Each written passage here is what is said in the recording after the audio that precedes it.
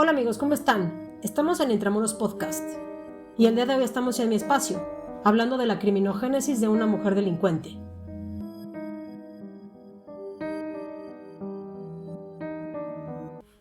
No es una mujer criminal, tampoco es una asesina en serie como lo manifiestan algunos autores con tan desafortunados y desatinados comentarios sexistas y machistas.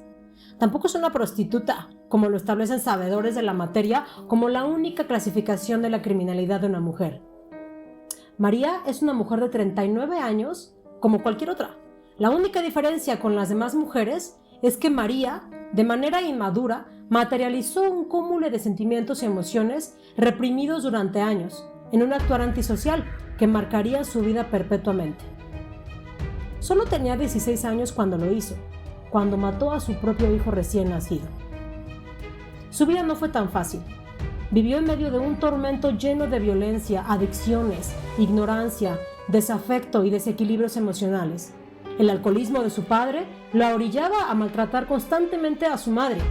María presenció a cada momento la violación y la violencia que él ejercía sobre aquella. La tolerancia, la sumisión, la despreocupación y la poca importancia que su madre le daba a los golpes de él hacían que María se confundiera, se perturbara y que lamentablemente comenzara a perder el sentido y el valor de lo que representaba la familia. Sin perder jamás el respeto a sus padres, pues el miedo y la frustración carcomían gradualmente su cuerpo entero. Ninguna vez recibió de su madre algo de comprensión, algún asomo de cariño o alguna muestra de afecto, pues los abrazos, las palabras, el cariño y las charlas no eran precisamente la clase de cualidades que tuviera su madre para con su hija. No era el tipo de mujer cariñosa, tierna, dulce o afectuosa. Por el contrario, los golpes, las malas palabras, los reproches, la hostilidad, la indolencia, entre otros adjetivos más, representaban los demostrativos y el aprendizaje que María adquiría de su madre. El amor era una palabra cuyo contenido no alcanza para categorizarlo como sentimiento, mismo que jamás llegó a conocer. Su familia no era del tipo de familia común y corriente, en la que hay discusiones, risas, tardes de pláticas, mañanas de desayunos, recorridos por las calles o las plazas, con descontentos, con regaños, sonrisas, disculpas, ni festejos de cumpleaños. La suya era una familia disfuncional, desorganizada, llena de violencia, de maltratos y muy poco estable. En alguna ocasión, cuando su padre llegó a casa completamente alcoholizado y sin razón aparente descargó toda su ira en contra de su madre, cuya sumisión hacia él se enfureció aún más. Y en descontento, según él, con la inutilidad de la figura femenina, advirtió a voces y señaló a sus hijas que jamás se les ocurriera salir con alguna tontería y tener algún hijo, amenazándolas con la muerte de su propia madre en caso de hacerlo. Muchas veces los golpes no eran solo con las manos abiertas o cerradas. En ocasiones el filo de un machete enterrado en el pecho era la muestra más ruin que el padre podía hacer contra la madre, siempre en presencia de María. Las conductas, tanto del padre como de la madre, podrían ser ampliamente estudiadas y analizadas criminológicamente, obteniendo como resultado el mismo patrón disfuncional dentro de su núcleo familiar y su desenvolvimiento social, y por consiguiente, la imitación de patrones conductuales dirigidos hacia su actual familia. Dichas conductas alcanzan el entendimiento criminológico, pero María, siendo solo una niña, jamás puede llegar a entenderlo, y menos justificar sus actos. Luego de 5 años, según lo recuerda ella, de presenciar la violencia del padre y los maltratos de la madre, motivada por la frustración y obligada a madurar en un momento de desesperación, decidió salir de aquel infierno donde había vivido durante 13 largos y tormentosos años. Dirigió su destino hacia otra ciudad, donde la gente no pudiera señalarla ni criticarla, donde los golpes no tuvieran lugar en la interacción con las personas y donde pudiera empezar de nuevo una vida que jamás había comenzado. Pero la inmadurez, la falta de experiencia, la escasa enseñanza valorativa y la poca educación y la poca interacción y desenvolvimiento social hacían de María una niña, cuyas decisiones la obligaban a categorizarla como mujer, con limitadas ambiciones, grandes miedos, por recorrer una nueva aventura hacia lo desconocido y cuantiosos temores por no saber qué hacer ni cómo defenderse ante la vida. pues las enseñanzas que había aprendido eran de sumisión, de humillación, subordinación y obediencia. Encontró un trabajo estable, realizando el quehacer de una casa grande, donde la empleadora le ofreció establecerse de planta. Las llamadas con su familia eran frecuentes, pero los gestos de cariño y muestras de comprensión eran escasos. La rutina y la monotonía tomaron primer lugar en las actividades de María, mismas que decidió romper. Salió de casa de vez en cuando, conoció a un muchacho que en un acto tan ruin como carnal se robó su inocencia, y el desprecio, así como el olvido, tomaron lugar en aquella relación. Pasados los meses y en ausencia de lo que naturalmente le llega a una mujer mes con mes, su empleadora comenzó a fijarse en algunos cambios en la corporeidad de María, decidiendo en varias ocasiones romper la inquietud e incertidumbre y preguntar qué es lo que ocurría con ella, si estaba embarazada.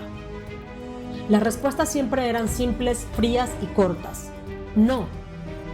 Para María nada era extraño. Todo estaba igual que hacía varios meses atrás. Su vientre, de igual manera, estaba como antes. Llegado el día del parto, durante varias horas en la madrugada, el dolor era inaguantable y las contracciones tan inquietantes como poco tolerables. Sin soportar más, comenzó a parir. Los gritos silenciosos colmaban su habitación, igual que la sangre llenaba espacios blancos en las sábanas en la cama. Su respiración era más intensa. Los latidos del corazón eran estruendosos. Creía que podría despertar a cualquiera de un sueño muy profundo. Sentía aún el dolor en sus entrañas, observando el rojo de la sangre en todo su alrededor. Notó cómo desde su interior salía un cordón umbilical, que llegaba hasta un ser tan pequeño y tan frágil como un pequeño de porcelana antiguo, su hijo. Lo vio y en un momento de desesperación reparó en aquel rostro viejo y desgastado de su padre. Aquel cabello despeinado, aquellos ojos rojos y desviados, aquel aliento alcohólico, único que podía recordar, aquellas arrugas visibles alrededor de sus ojos que se hacían presentes cuando gritaba, se enojaba y le pegaba a su madre.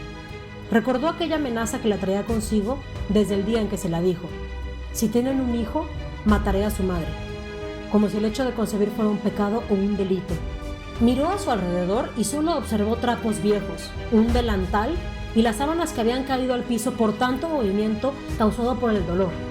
Las recogió y, pensando solo en los gestos de su padre mientras la amenazaban con matar a su madre si tenía un hijo, y en tanta frustración, haciendo bolas las telas, levantando los brazos, bajándolos y lentamente colocándolos en su cara, sin racionalizar su acción, privó de las primeras respiraciones a su propio hijo. Le quitó el derecho de elegir si quería o no vivir. Le robó su último aliento, dejando que su última de pocas respiraciones fuera el de los trapos viejos y un delantal que había ocupado para hacer el quehacer. Lo envolvió en las sábanas y lo colocó debajo de la cama, como si fuera un montón de ropa usada y vieja que tendría que tirar después, pues era hora de levantarse y comenzar con las tareas del hogar. La señora de la casa notó el rostro de María, el tambaleo al caminar y las pocas energías que tenía para emprender un nuevo día laboral. Era evidente su desgaste, así que la llevó pese a su oposición al hospital. Durante el camino, la señora le exigía que dijera la verdad. Sospechaba evidentemente que había tenido un hijo, pero no lograba entender cómo lo había parido, pues era apenas una niña de 16 años y no entendía dónde lo había escondido.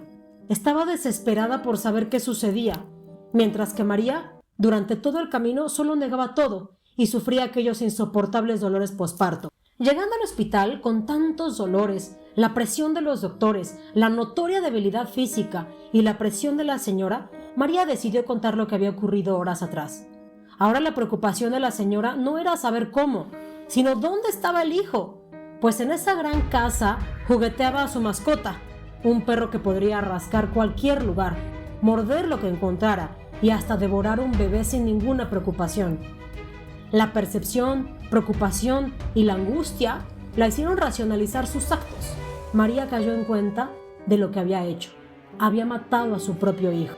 La salida del hospital, el levantamiento de cadáver, la necropsia del cuerpo, las declaraciones, la confesión y la detención de María fueron las únicas acciones antes de recibir la sentencia de 20 años con 3 meses de prisión por el delito de homicidio en razón de parentesco. sentencia de la que compurgó solo 10 años por haber obtenido el beneficio de preliberación bajo determinadas condiciones. El tiempo que estuvo en reclusión, su relación con las demás internas era buena. Nunca registró ningún correctivo disciplinario ni tenía problemas con las autoridades. Conoció a un interno y formaron una relación. Este, junto con su amigo que la visitaba, eran su único apoyo, su único sustento. Su familia, por más numerosa que fuera, jamás la visitó. En ocasiones, las llamadas por teléfono hacían las veces de visitas, pero la falta de comunicación, la comprensión y la ausencia de cariño hacían que aquellas se volvieran menos frecuentes. En ninguna ocasión le preguntaron algo en relación a lo sucedido, como si la vergüenza y la apatía no le permitieran apoyar a la persona que cometió un delito, producto de tan enfermiza relación con sus padres. El día que salió de prisión, miró hacia ambos lados, como lo hace un vacacionista completamente desorientado en pleno centro de la ciudad, sin saber qué rumbo tomar ni a dónde ir. Tenía la ilusión de ver a alguien, alguna persona que esperaría por ella. Nadie la esperaba afuera. Caminó y se detuvo en una caseta de teléfono. Llamó a aquel único amigo suyo que la visitaba y le pidió refugio por algunos días. Después, decidieron vivir juntos María y aquel interno que había conocido en prisión. El apoyo de su familia, aún después de prisión, nunca llegó. Eventualmente hablaban telefónicamente, en algunas ocasiones, pero nunca mencionaban lo sucedido.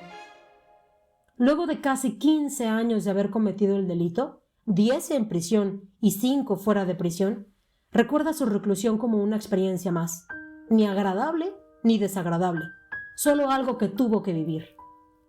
El delito lo recuerda con dolor, con desprecio y con angustia, mientras su voz se quiebra y sus ojos se tornan cristalinos. A la pregunta, ¿por qué lo hiciste?, responde, por mi mamá, no quería que mi papá la matara. ¿Has perdonado a tu papá?, responde, sí, yo me llevaba muy bien con él. ¿Y a tu mamá la has perdonado? No, ella me pegaba mucho. ¿Y aun cuando fue tu papá quien amenazó con matar a tu mamá? Sí, ya lo perdoné. Yo me llevaba bien con él. De hecho, si me preguntas a quién quiero más, podría decirte que a mi abuela. Ella fue quien me crió. ¿Y a ti te has perdonado? Nuevamente con la voz quebrada y lágrimas en los ojos responde, no. Esta fue la historia de María, una mujer que sin saber, sin valores, sin conocer nada, mató a su propio hijo. Y 15 años después, desea tener un hijo con la actual pareja. ¿Tú qué opinas?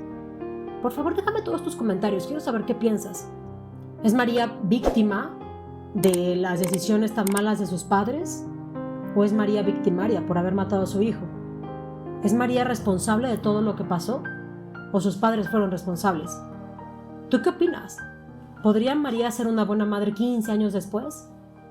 Muchas gracias por verme y nos vemos en el siguiente video. Bye.